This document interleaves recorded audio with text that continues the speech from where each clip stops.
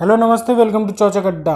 दोस्तों, आपने मिर्ज़ापुर, केजीएफ और ऐसी कई वेब सीरीज़ देखी होंगी, पर क्या आपने देखा है नेपाली गोली मिस्टर केपी शर्मा ओली, जिनके प्रसिद्धि का कारण उनकी कैंची की तरह चलने वाली बोली।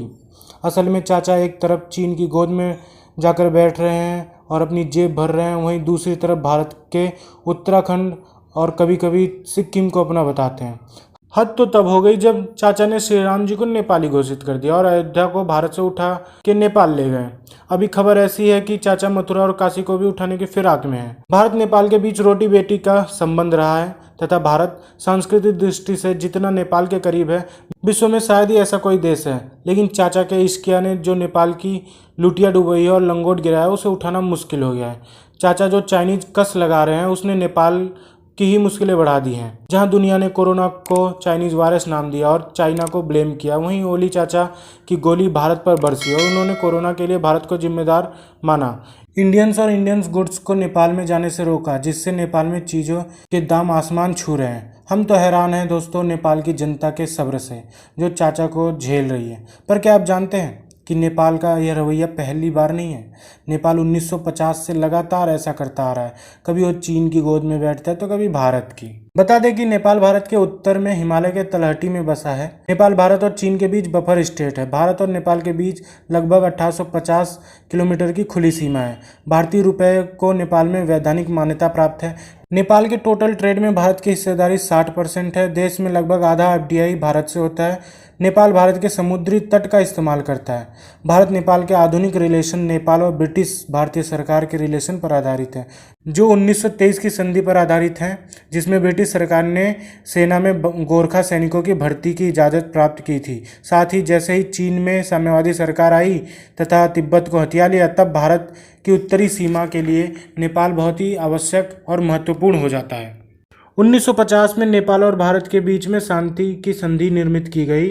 वर्ष 1951 से 1955 तक नेपाल के राजा त्रिभुवन का शासन था, जो भारत के साथ मधुर संबंधों के समर्थक थे और नेपाल में पंचायती लोकतंत्र के संस्थापक थे। लेकिन 1956 में जब राजा त्रिभुवन के स्थान पर महेंद्र सत्तारूढ़ हुए, तब से नेपाल का चीन की तरफ झुकाव बढ़ता चला गया और 1960 में नेपाल में लोकतांत्रिक शासन को समाप्त कर दिया गया, जिससे भारत और नेपाल के बीच में दूरियां और बढ़ गईं। 1962 में भारत चीन युद्ध के दौरान नेपाल ने तटस्थ भूमिका अदा की। 1970 के दशक में नेपाल ने नेपाली क्षेत्र को शांति क्षेत्र घोषित करने का नारा दिया, परंतु भारत का परमाणु प्रोग्राम 1974 में होने के दौरान तथा सिक्किम का भारत में विलय 1975, उसके साथ ही भारत सोवियत मैत्री के कारण नेपाल ने चाइना कार्ड खेलना शुरू कर दिया और 1980 के दशक में आते आते राजीव गांधी के कार्यकाल तक नेपाल से जो संबंध हैं वो बहुत ही कटु हो चले। लेकिन वर्ष 1990 के बाद नेपाल में पहली बार बहुदलीय लोकतंत्र की बहाली हुई, परंतु यह लोकतंत्र की प्रक्रिया ज़्यादा दिन तक नहीं चल सकी और 1995 के पश्चात नेपाल में माओवाद का प्रभाव देखा जाने लगा, जो आज भी पूरे नेपाल में विद्यमान है। वर्ष 2000 में राजा ज्ञानेन्द्र ने शासन संभाला, परंतु अस्थिरता समाप्त नहीं हुई।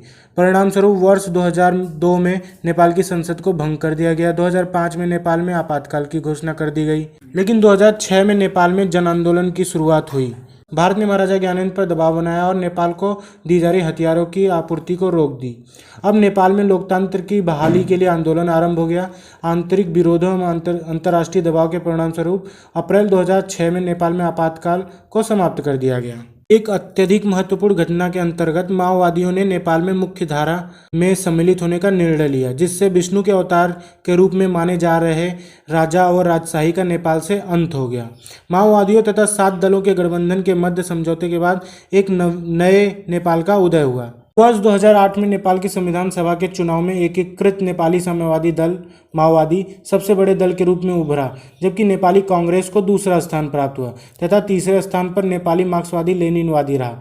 नेपाल में संविधान निर्माण के बाद मधेसी समस्या उभरी। इस मधेसी समस्या के लिए नेपाल ने फिर से भारत को दोषी ठहराया, लेकिन 2015 में नेपाल में भयंकर भूकंप के बाद भारत ने ऑपरेशन मैत्री के अंतर्गत नेपाल की बड़ी सहायता की, परंतु मधेसी समस्या के बाद नेपाल में पुनः भारत का विरोध अत्यधिक प्रभावी बन गया। नेपाल में विद्यमान इस गतिरोध को देखते हुए नेपाली सरकार ने पहला संविधान संशोधन किया और संसद में जनसंख्या के आधार पर सीटों का निर्धारण किया। सरकार ने मधेसी समुदाय के लोगों के लिए शासन तथा सेना में उचित प्रतिनिधित्व देने का प्रावधान किया, परंतु मधेसी अभी भी अपने लिए 2 प्रांतों के निर्माण की मांग कर रहे हैं। भारत के द्वारा नेपाल के पहले संविधान संशोधन को सकारात्मक कहा गया। भारत और नेपाल के बीच काली नदी के आसपास कालापानी क्षेत्र को लेकर विवाद है। पाकिस्तान, नेपाल और बांग्लादेश दोनों की भूमि को भारत के विरुद्ध छद्म युद्ध के लिए भी प्रयोग कर रहा है। अगर हम इतिहास में नज़र डालें तो हमें नज़र आता है कि भारत और नेपाल के बीच कुछ खट्टे मीठे अनुभवों के बावजूद संबंध अच्छे बने रहे, परंतु जब से केपी शर्मा ओली आए हैं गवर्नमेंट स्तर पर भारत का प्रबल विरोध होता रहा है और फिलहाल में यह अपने सबसे निचले स्तर पर पहुंच चुके हैं। तो आपको यह वीडियो कैसा लगा आप हमें कमेंट में बताएं। धन्यवाद।